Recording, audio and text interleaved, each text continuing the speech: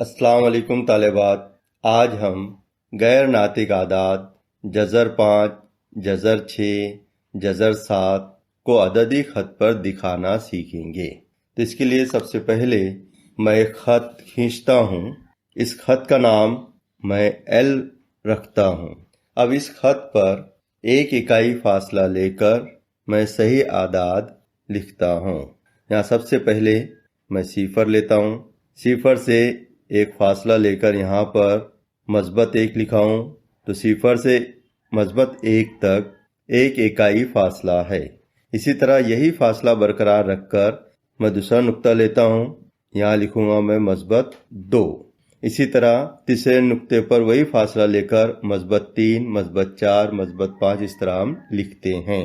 फासला कैसा होना चाहिए? यकसा होना चाहिए। अब सिफर के दूसरे जानिब लेफ्ट साइड में वही फासला इकाई फासला बरकरार रखकर -1, -2, -3, -4 हम लिख सकते हैं।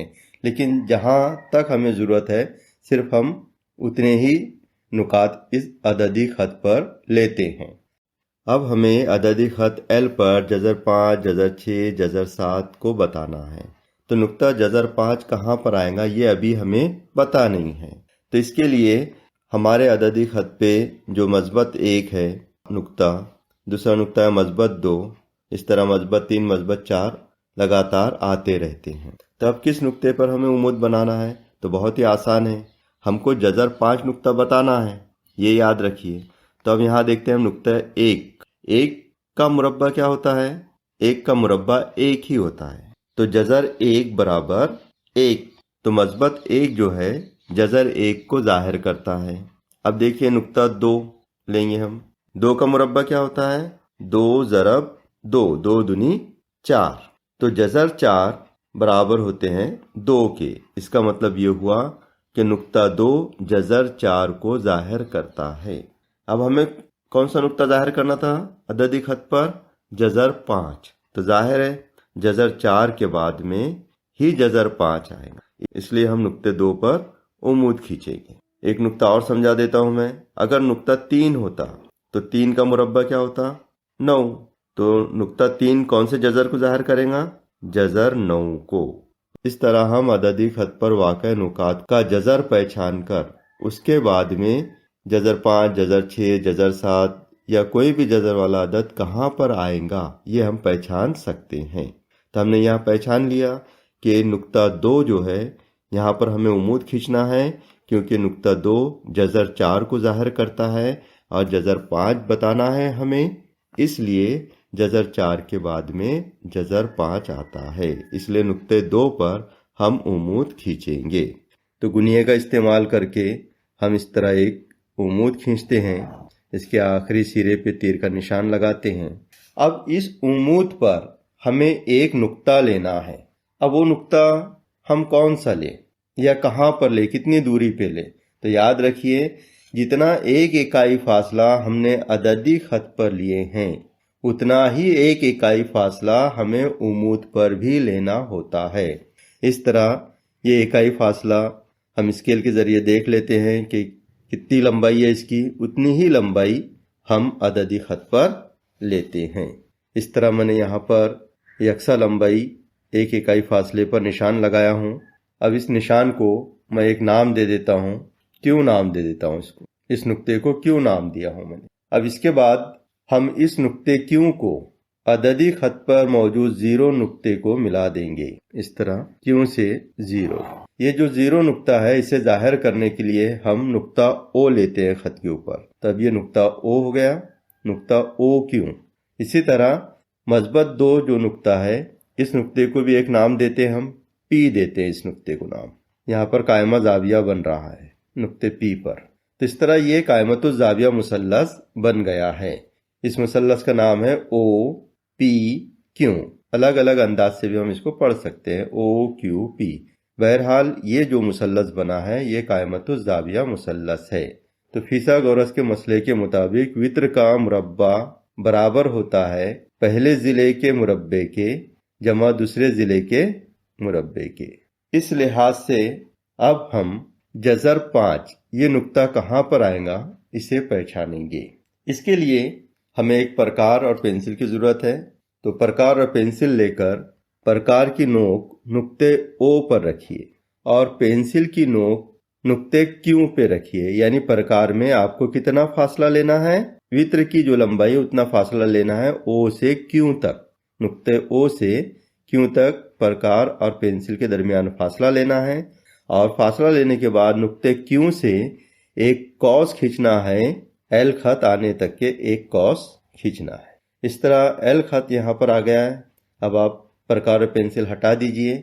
अब जहां पर ये कॉस खत L को किता कर रहा है वहां एक नाम दे देते हैं हम R।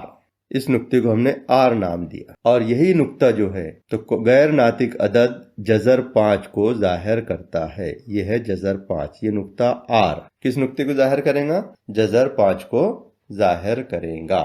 नुक्ता जजर 5 मालूम होने के बाद अब नुक्ता जजर 6 हम मालूम करेंगे। जाहिर है जजर 6 का आएगा जजर 5 के बाद। तो अब हमें उम्मूद खींचना पड़ेगा क्योंकि 5 के बाद 6 आ रहा है, जजर 5 के बाद जजर 6 आ रहा है। तो जजर 5 पर हम एक उम्मूद खींचेंगे पहले की तरह। इस तरह एक उम्मूद खींचे हैं और इस उम्मूद पर भी हम कितना फासला लेंगे? एक इकाई फासला। यानी जैसा हमने नुक्ता P से Q तक फासला लिए थे वही एक इकाई फासला यहाँ पर भी लेंगे। इस नुक्ते को हम एक नाम देंगे S।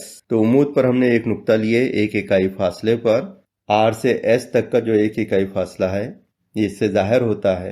अब हम नुक्ते S को नुक्ते O से मिला देंगे इस तरह।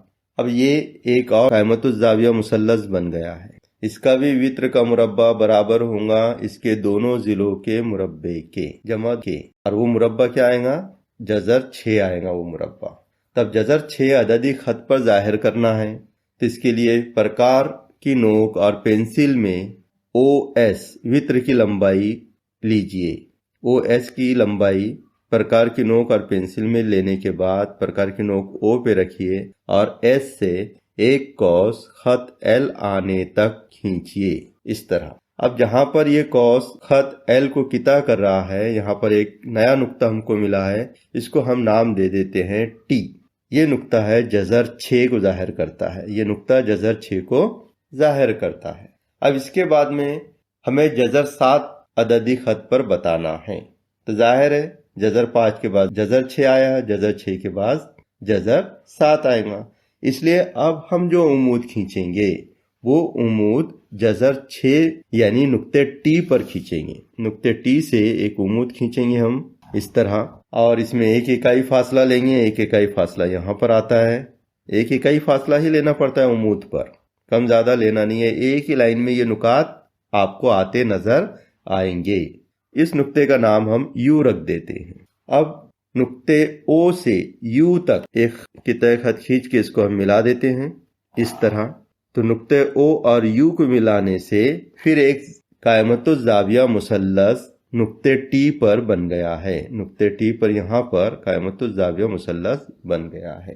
फिसागोरस के मसले के मुताबिक वित्र का मुरब्बा बराबर होता है कायमतुज़्ज़ाविया मुसल्लस के दोनों जिलों के मुरब्बे के जमा के बराबर। अब यहाँ पर जजर 7 खत L पर मालूम करने के लिए हम प्रकार और पेंसिल की नोक में नुक्ते O से U तक का फासला लेंगे। तो मैंने प्रकार और पेंसिल की नोक में O से U तक एक फासला लिया हूँ और यहाँ से मैं एक कॉस खींचूंगा और वो कॉस खत L को किता करेगा इस तरह। जहाँ ये किता करता है उस नुक्ते को मैं एक नाम देता हूँ V। नुक्ता V जाहिर करता है जजर 7 को। नुक्ता V जाहिर करता है जजर 7 को। तो हमने इस तरह L खत पर जजर 5, जजर 6, जजर 7 गैर नातिक आदात को जाहिर किया है। फिसागोरस के मसले के लिहाज से अगर हम इसे हल करेंगे तो जवाब हमारा जजर 5, जजर 6, जजर 7 इन मुसल्लस के वित्र की लंबाई आएंगी। तो यहाँ पर ये जो वित्र है पहला वित्र कौन सा है? OQ। तो OQ की जो लंबाई है वो जजर 5 है। दूसरा जो वित्र है जो दूसरी लाइन नजर आ रही है आपको, दूसरा वित्र है ये जजर 6 है और तीसरा जो वित्र है ये है जजर 7। इसको हल करके देखेंगे फिसागोरस के मसले के लिहाज से तो यही जवाब आएगा। आइए देखते हैं हम एक वृत्त की लंबाई लेकर कि फिसागोरस के मसले के मुताबिक जज़र 5 जवाब आता है या नहीं आता।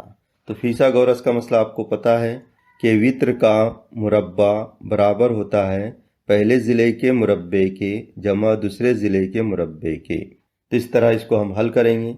तो वृत्त कौन सा है हमारे पास में? O Q. पहला जो हम ले रहे हैं जज़र 5 नुकात वाला, उसकी वृत्त की लंबाई है ओ क्यू। तो ओ क्यू का मुरब्बा बराबर होता है ओ पी का मुरब्बा। तो ओ पी की लंबाई कितनी है? 2 सेंटीमीटर जमा पी क्यू का मुरब्बा। पी क्यू की लंबाई 1 इकाई है और ओ पी की लंबाई 2 इकाई है। तो इस तरह हम ओ पी के मुरब्बे की जगह लिखेंगे 2 का मुरब्बा जमा 1 का मुरब्बा। इसके आगे हल करेंगे हम। 2 का मुरब्बा होता है 4, 2 दूनी 4, 1 का मुरब्बा 1। इस तरह 4 जमा 1 बराबर 5। अब हमारे पास में आ गया है ओ क्यू का मुरब्बा बराबर 5। अब ये मुरब्बा हटाना है हमको ओ क्यू का, तो 5 के ऊपर हम क्या लगाएंगे? जज़र लगाएंगे। तो ओ क्यू का मुरब्बा ये हम यहाँ नहीं लिखेंगे, इसको हटाएंगे और इधर क्या लगाएंगे? जज़र लगाएंगे, जज़र 5। तो देखिए ओ क्यू की जो लंबाई है वो जज़र 5 है और अददी खत पे उसे हमने कहाँ जाहिर किए हैं? मस्बत 2 के आगे। तो इस तरह हम दूसरे वित्रों की लंबाई भी मालूम कर सकते हैं। जज़र 6 किस तरह आया, जज़र 7 किस तरह आता है, ये फिसागोरस के मसले के जरिए आपको समझ में आ जाता है। तो आज हमने सीखा है एक ही खत पर गैर नातिक अदद जज़र 5, जज़र 6, जज़र 7 को जाहिर करना। इस अमल की बार बार प्रैक्टिस कीजिए और अच्छी तरह इसे ज़हीन नशीन कीजिए। उम्मीद है कि आपको ये समझ में आ गया होगा। सब्सक्राइब कीजिए स्टडी 360 उर्दू को और बेल आइकॉन को दबाइए ताकि आने वाले वीडियो की आपको नोटिफिकेशन मिलती रहे।